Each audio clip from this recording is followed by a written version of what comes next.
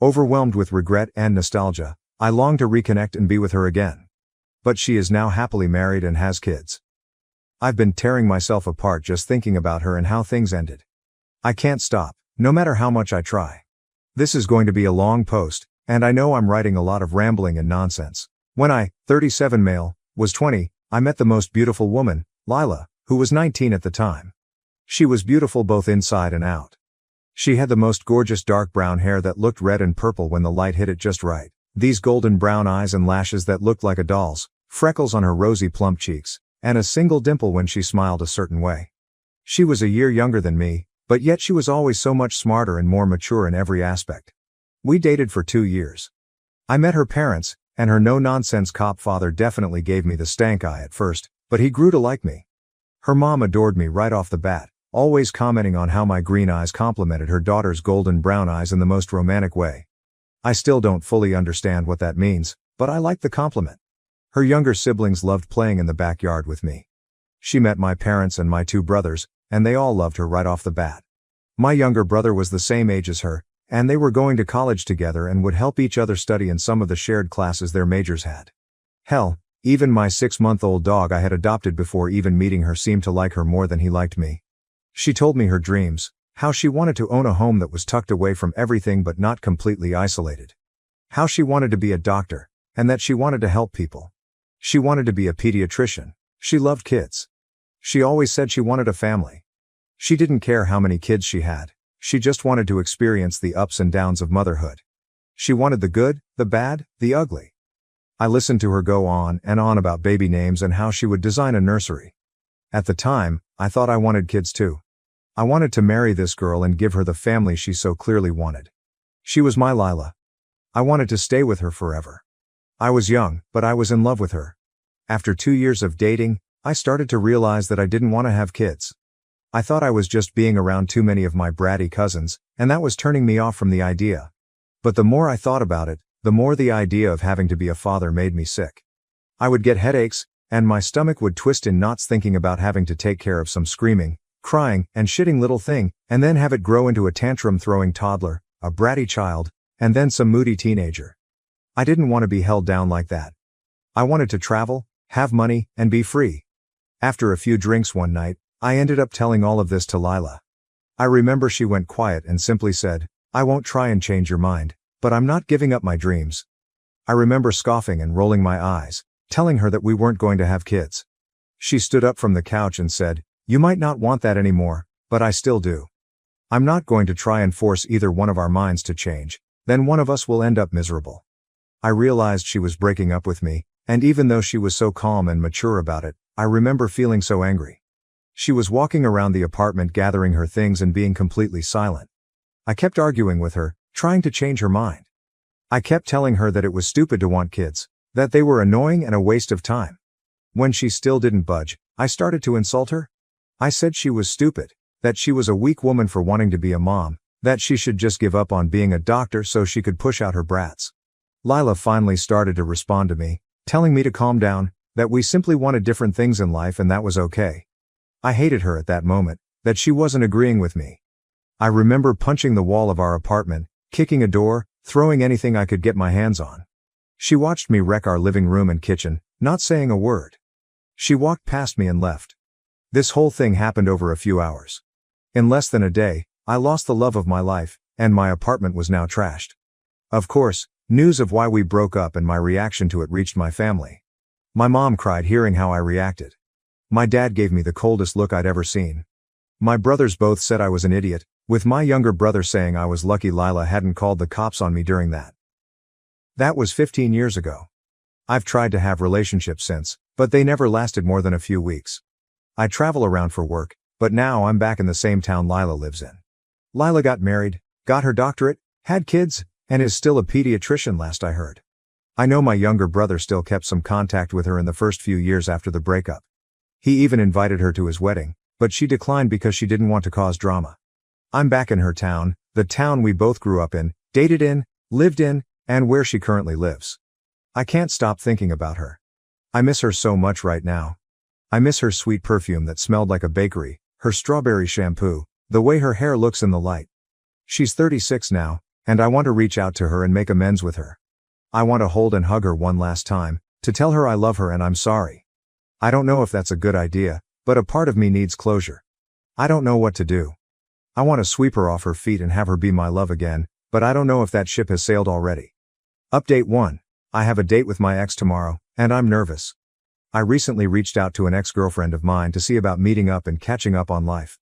I didn't expect her to respond to me, as we ended on bad terms.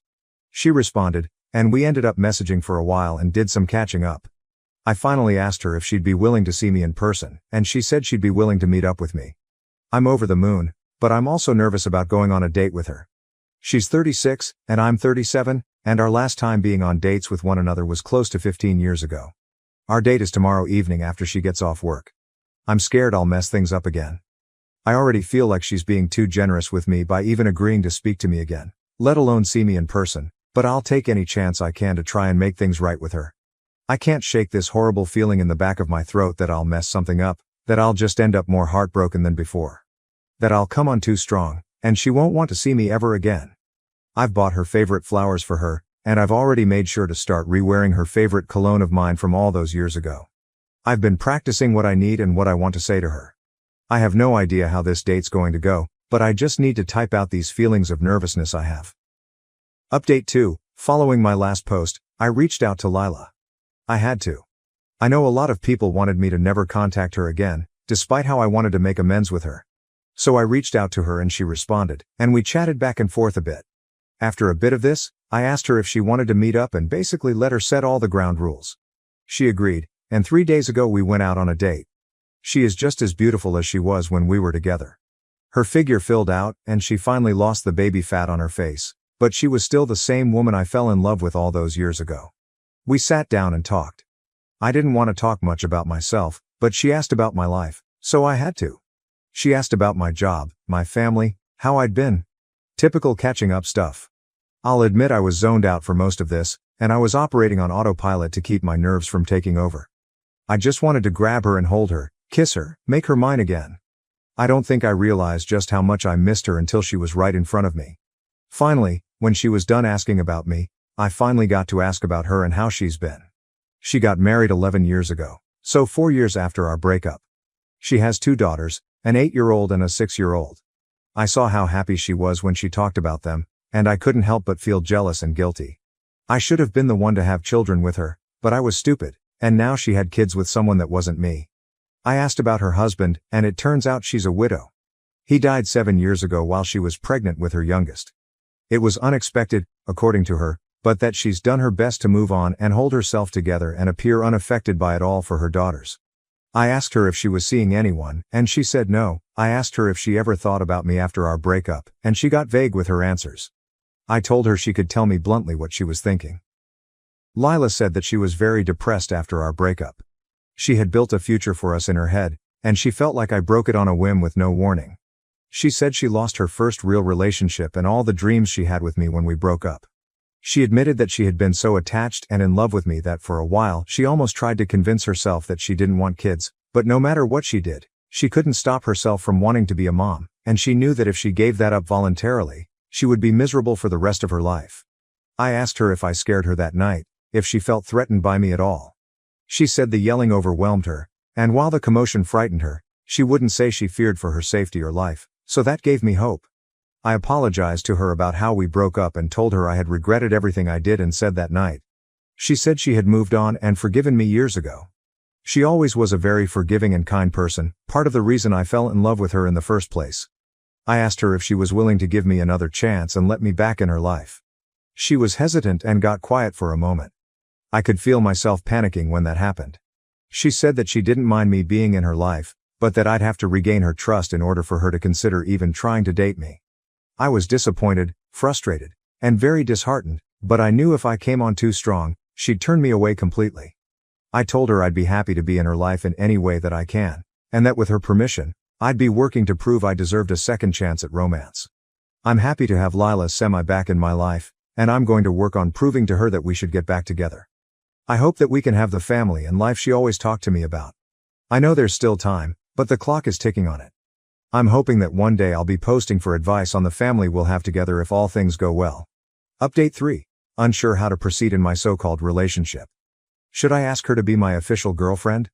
So me, 37 male, and this woman, 36 female, have been seeing each other for a bit under a month now. It's been casual meetups and dates, no sex, as she wants to wait. We used to date in the past, broke up, but now we're seeing each other again. Is it too early to ask her to be my official girlfriend again? I feel like we're acting like a couple without the label, which is frustrating. I've met her kids and given them a handful of rides to and from school. I've spent the night at her house once. I bring her flowers to her work and to every date we have. I feel like we're a couple, so is it appropriate to ask her to be my official girlfriend? Update 4. My girlfriend is pregnant. She's happy about it. I'm not. It was just casual dating for a few months, and we've only been intimate a few times. She isn't on any birth control, and she made it clear she wasn't going to get on any. So if I wanted to be intimate with her, it was going to be on my end. I was stupid and didn't use protection, and now she's pregnant. She's only about 4 weeks along.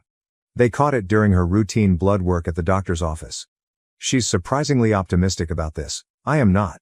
She's already thinking ahead and planning about putting parts of her paycheck aside to prepare for the baby and has already started to eat a bit healthier. I don't think I want this. She has 2 kids from a previous relationship that I like enough, but I don't think I can deal with a baby and toddler stage. She keeps telling me that it'll all be okay, that everything happens for a reason and the universe had a plan for this. But I'm getting real tired of that hippie bullshit. I just wish I could go back in time and stop this whole thing from happening. How do I talk with her about this? She's already so happy and attached to this thing, but I just feel panic whenever I think about this thing being born. I need advice quickly. Story 2. My negligence cost my partner her life, and I'm about to lose everything. I, 35 male, have been married to Lisa, 28 female, for 3 years, together for 7. A year ago, I fell deeply in love with Amy, 24 female, and had been planning to end my marriage for her. I know it's terrible and not what my wife deserves, but we were the real thing. 2 weeks ago, she had an allergic reaction when we were getting food after work, but she used her EpiPen and seemed mostly okay afterward. She usually gets checked at the hospital after a reaction, but I asked if I could take her home and she could get her friend to drive her there because my wife was expecting me back. All I know is that she had a secondary reaction that evening and died.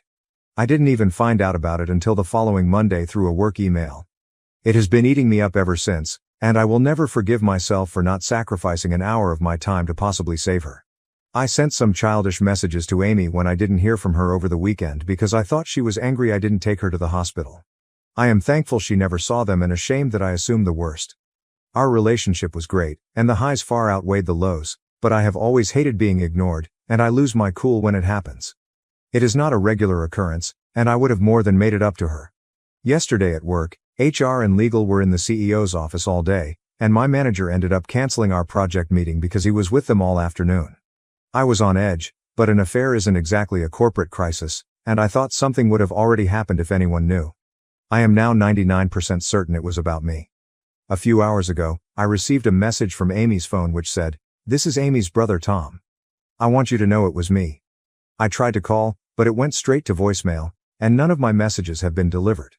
I tried to call my manager more times than I should have, and he sent a message saying, "Please don't contact me until Monday morning. I can't discuss anything with you right now." So it looks like my universe is going to collapse. I am going to be fired, and my wife will definitely find out why. All I can do is hope that Amy's brother only showed them the messages from that weekend, and they were bad enough.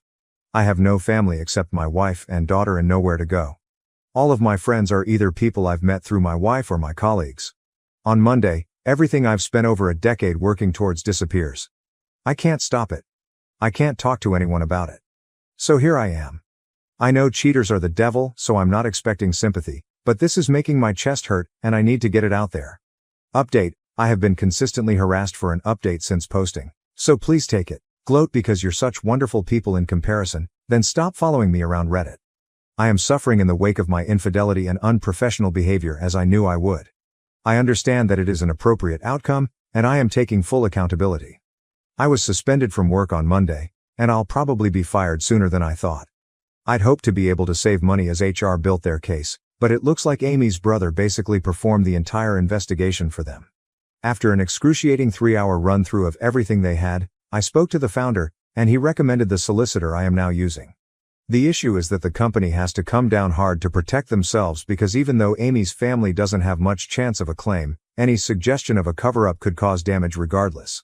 The founder still thinks my offer to pay them back will keep it out of court, and some more information has come to light, so it's not certain I won't be prosecuted, but I'm quietly hopeful. I can't afford to keep the solicitor if this goes much further, especially with a divorce on the horizon. Things are not good with my wife. I'm still committed to making this as easy as possible for her, but I had to draw a line when it came to my daughter. When I got home from being unceremoniously escorted out of my office, she already had a bag packed for me.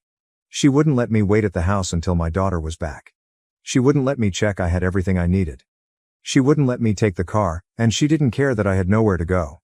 I spent 2 nights in a hotel, then went back when she refused to let me see my little girl. She tried to stop me, but we own the house jointly, and it was my only option. My wife has family she could stay with, but she won't leave our daughter here, and she's absolutely not taking her, so we're at a stalemate right now. I'm keeping out of her way as best I can, which I appreciate is the least I can do. The Amy situation is quite difficult to talk about, and a lot hasn't sunk in yet. It turns out that she didn't love me as much as I loved her, if at all. Her brother sent me images of her talking to her friends about me, and it's hard to believe they came from the person I loved, but they are real. Sorry to those who were heavily invested in me being a predatory abuser, but she and her friends had a good laugh about her manipulating me for money and a promotion. The role came with a big pay rise, and it looks like her plan was to treat it as free cash, then go work with one of her friends when it fell through. She knew I'd come under scrutiny whenever she messed up and assumed I'd keep stepping in to save her. She was right. Obviously, I am completely humiliated. I was planning to give up everything to build a life with her, and she was treating me like a joke the whole time. My feelings are complicated, so please don't feel entitled to any expansion on this, but I no longer feel guilt over her death. Reddit acted like I kept her hostage while she begged for help. What actually happened was that I asked if she could ask her friend to take her to the hospital because I had to go home. She said that was fine because she needed to get some clothes back from her anyway, and I dropped her off as normal. Ultimately, she was an adult who had a better understanding of her medical needs than I did. I still don't know what happened between us saying goodbye and her death, but whatever it was, it had nothing to do with me. I'm sorry for her family's loss, but I bear no responsibility for her passing. After Amy's messages to her friends were passed around, a few people quietly reached out with words of support. I assumed everyone would write me off like Reddit did, as an abuser and predator. Now it's clear that Amy was using me. They see me as a fool who has then lost it all. It's beyond humiliating, but I have learned I'd rather be pitied than despised, and it improves my legal position with work. They're small mercies, but I'll take what I can get. I remain filled with regret, and I will have learned many lessons by the time I get through this. I may have been deceived, but I am a grown man who made my choices, and I take full responsibility for them. TLDR. I am currently suspended from work but will certainly be fired. It's unclear whether I am in serious legal trouble. My wife and I are not navigating the end of our relationship brilliantly, but for my daughter's sake, we will get better. Amy turned out to be a better manipulator than she was a project manager, and her brother outed her while trying to ruin me. Life is deservedly hard right now, but I'm working through it.